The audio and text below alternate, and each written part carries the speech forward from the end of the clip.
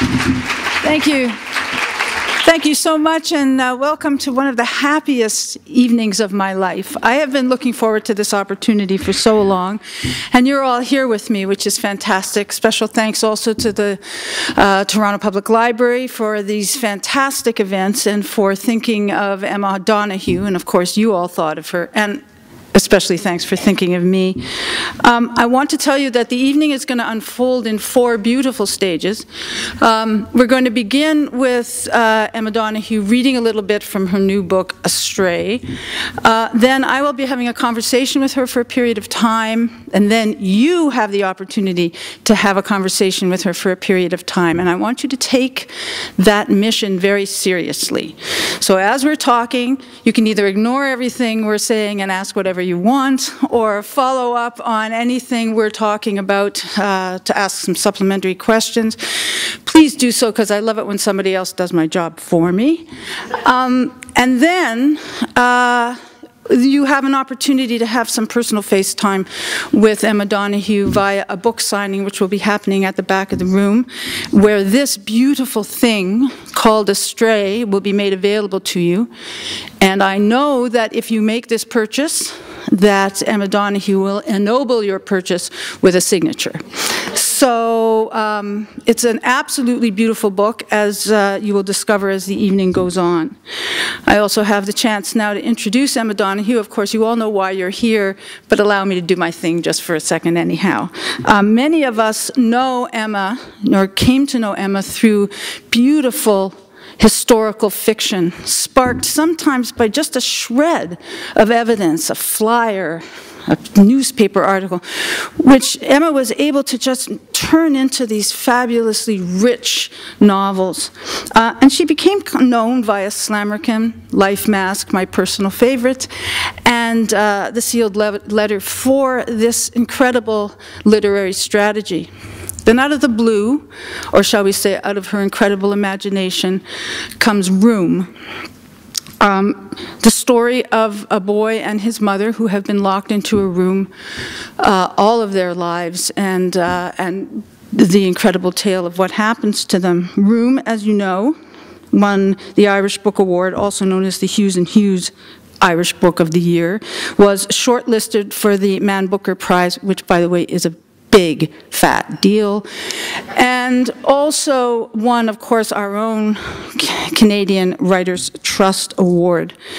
After that incredible success, can I just say 17 weeks on the New York Times bestseller list, she's come back to what we knew her for, which are these beautiful historical fictions, 14 of them in one book called Astray, all connected in ways which we'll be talking about together. Now, as many of you know, she was born in Ireland. I don't care. I'm claiming her as ours. Here is Emma Donoghue.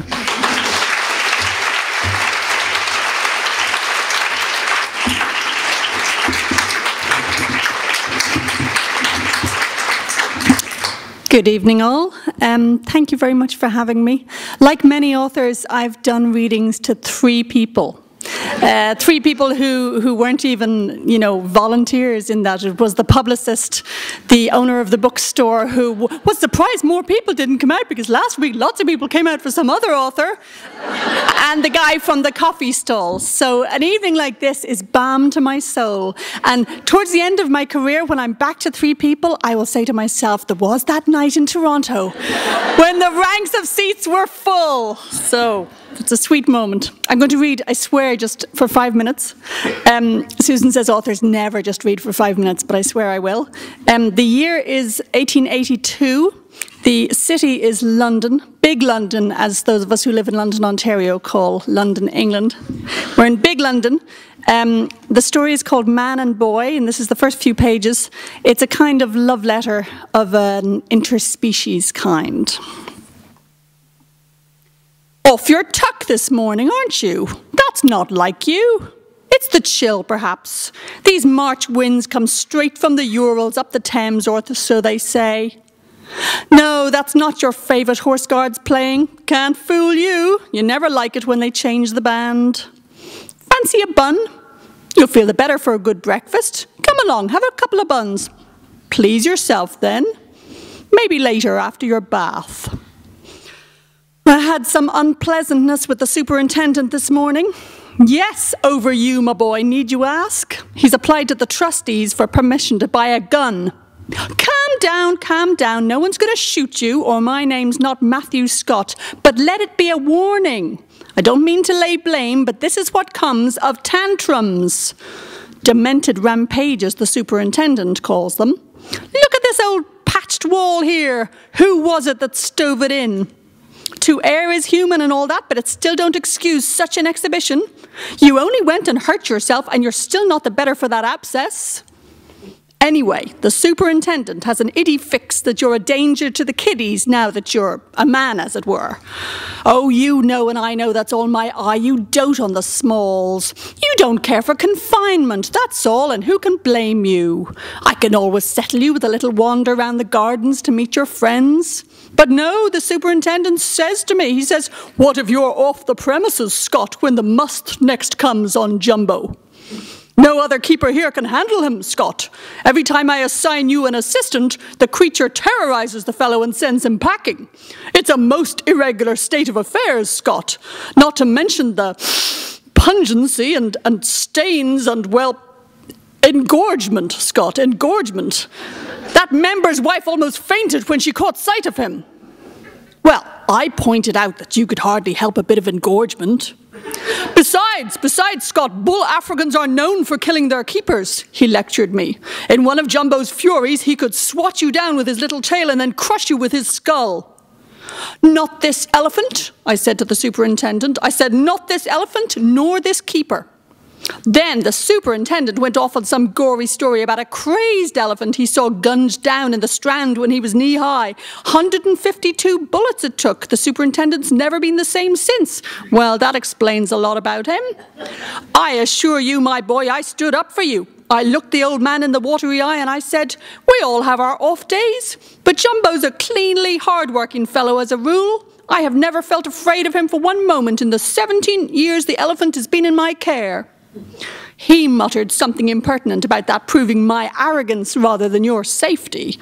"I believe it's gone to your head, Scott." "What's gone to my head, superintendent?" I said.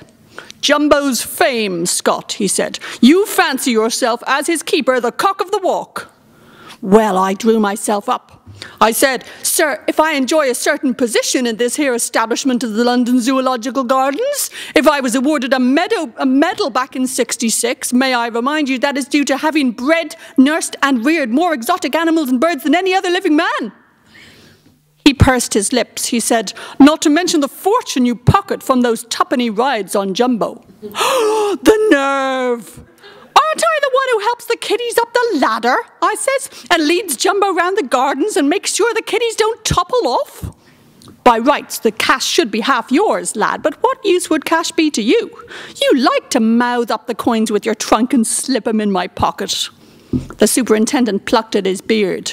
"Be that as it may," he said, "it's inequitable, bad for morale. You're all charm when it earns you tips from the kiddies, Scott, but you're flagrantly rude to your superiors in this society, and as for your fellow keepers, they are nervous of saying a word to you these days." Well, that crew of ignoramai, I thought to myself. "I have plenty of conversations, sir," I told him, "but I save it for those as appreciate it." "They call you a tyrant, Scott," he said. Well, I laughed. After all, I'm the 15th child of 17. No silver spoons in my infant mouth. A humble son of toil who's made good in a precarious profession, and I need apologise to nobody. We don't mind the piddling tiddlers of this world, do we, my boy? We just avert our gaze. I'll leave that there, thank you.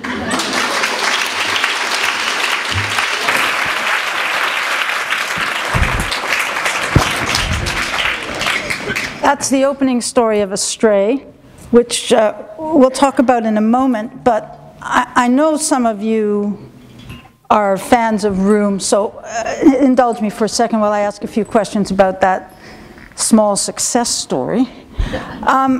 Okay, so a kid and his mom are locked up in a room and are visited only occasionally by the father of the boy, who's a serial rapist, and her serial rapist, not the yummiest of premises. How shocked are you that it's been such a phenomenal success? Actually, the book of mine that surprised me and how people reacted to it came 10 years before Room at Slammerkin, because there for the first time I had a really icky subject matter, you know, teenage prostitute on the streets of London, brutalized, raped, aborted in a back alley, you know, goes to work for a dressmaker, who's driven to a horrible crime, unhappy ending. You know, that book shouldn't have sold any at all. And that book my agent warned me about. She said it's going to be brutally hard to sell, and many publishers turned it down. And that book was my bestseller before Room. So actually with that book I learned a lesson to never listen to what the publishers say at all, you know.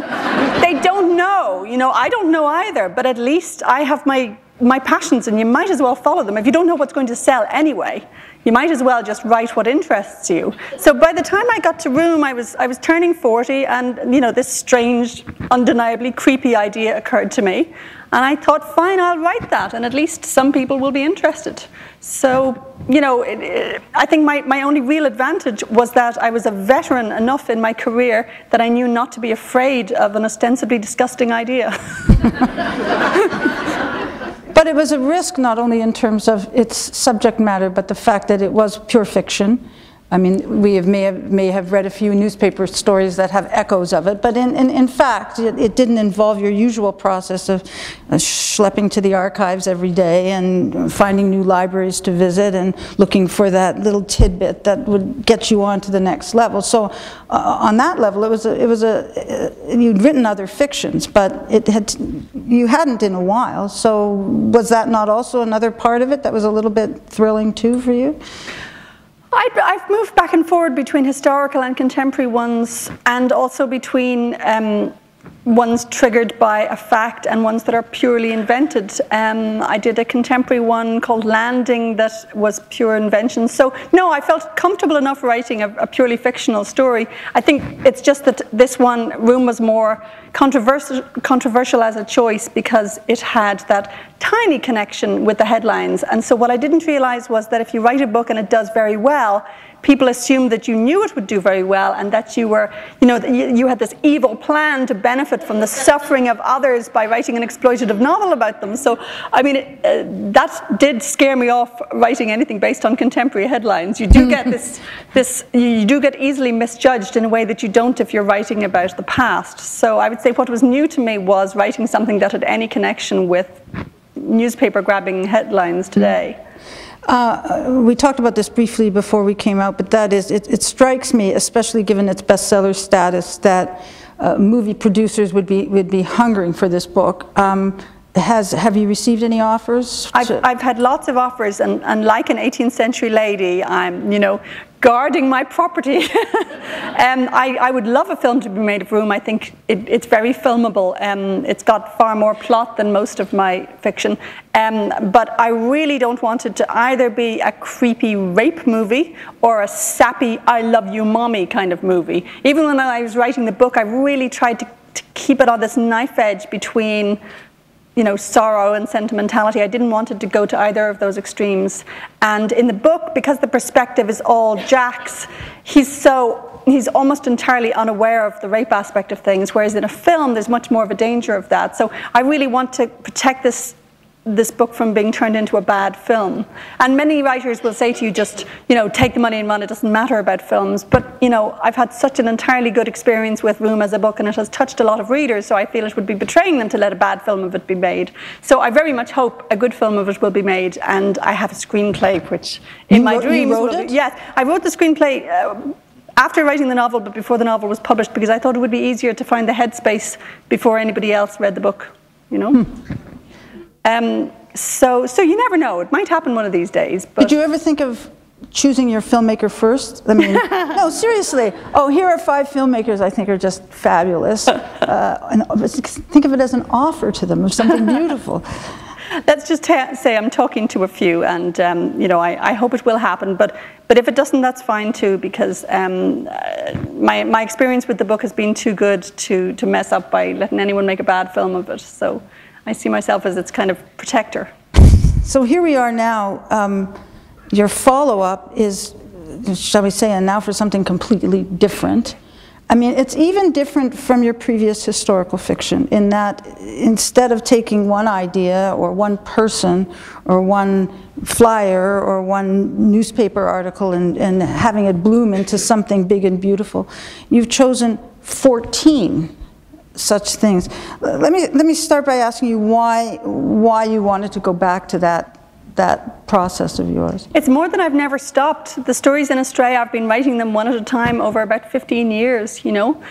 When I come across these historical cases, and by the way, it's not every case I come across, I often find fascinating historical incidents that just won't work for fiction. Either I can't find a new angle on them, or they're too famous already, or they're just too sad, you know. Some of them just don't work for me as stories, so I collect a lot, but then very few of them actually make it into fiction. But some of them, it seems to me, are perfect for short fiction. For instance, you know, Matthew Scott, he's quite a bumptious personality. I'm not sure, even as a reader, I could bear to read 400 pages of him going on about his elephant's engorgement.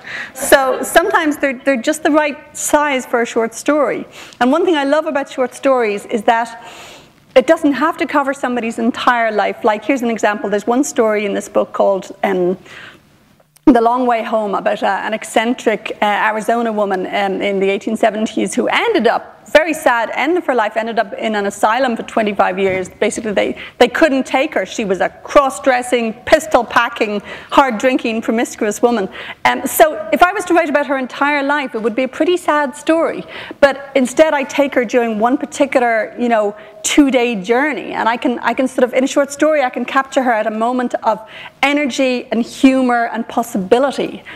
So the very shortness of the story is a liberating way to approach a dead life sometimes. It just comes in from the side, and it just spends a little time with these people and lets them kind of flare up like matches in the dark. Were any of them, did you think, oh, I could go on? I could go on. No, if I'd wanted to, I could have saved any of these for a short story. I've got other novels I want to write, but no, these ones all struck me as calling for the short story as a form. And that's a story that readers don't always read a lot of. I mean, a lot of readers are a bit resistant to short stories because by their shortness, you know, there's that moment of rupture after each story when you remember, I am a person reading a book, and a lot of people, myself included, want to escape into a novel every night. So short stories are more literary by definition. They sort of slap you awake and say, that was a story and it's over now. So, you know, they're more of an acquired taste. But on the other hand, I suppose I've always admired writers who in a short story manage to give you like a novel in miniature, you know, so they're not just fragments, but they're really satisfying examinations of a life. So I try and pack in as much as I can. And as a writer, there's nothing like the experience of a short story because you can hold it all in your head all at the same time, whereas novels are so baggy, you're always forgetting what color you chose to make her duvet cover in the first chapter, you know. A short story, you know, it's like a jewel, you can hold it in your hand. And how are these connected? The book is called Astray. Talk to me a little bit about the title. They're all about journeys one way or another. Most of the characters go on journeys. Occasionally, a character is living with the consequence of somebody else's journey. For instance, there's a story called Daddy's Girl about a girl called Minnie Hall, who all we know about her is that in 1901, her father died and he was a New York politician. And the doctors discovered that Murray Hall, the father, was female. And reporters rushed to speak to the girl, and she wouldn't speak to reporters at all. And all we know about her is that when in court she was asked, you know, people referred to her father as she wouldn't say she. She always said he for her daddy. So that's all I know about Minnie Hall. So she isn't a traveling person, but she's somebody who's living with the fact that her father was female and not only came over from Ireland or Scotland, not only emigrated to America, but emigrated from one gender to another. So all the characters in the book have their lives altered by somebody's journey. And in many cases, they've immigrated either from the other side of the Atlantic to North America, Canada or America, or else journeys within it. I write one story about two boys going off to be gold miners. So they're all about not just travel, but those sort of life-changing journeys that alter you. There's one about a teenage mercenary sent by his prince from a province of Germany as a soldier in the American Revolutionary War. So they're not all about, you know, travel as tourism. They're mostly about serious journeys. And at the end of each one, and it's kind of thrilling, Emma tells you where she got it, the actual story, so that you can see what little or lot you knew and how she spun something out of it. I'm always curious when you said, well, I come across these things, or I was in the library, and do you just read this stuff all day and then see what, no, seriously, how do you find it? Well, with my novel Slammerkin, I remember it was that I had ordered a book in the British Library in Big London, and the book was taking a long time to come, so I literally browsed through an encyclopedia of Welsh women's history. So I flicked through the whole thing, and there was this tiny paragraph about a girl who got executed. So yeah, I just keep an eye out, but I keep an eye out while browsing through encyclopedias. Right. So it's not really a normal way of life, is it?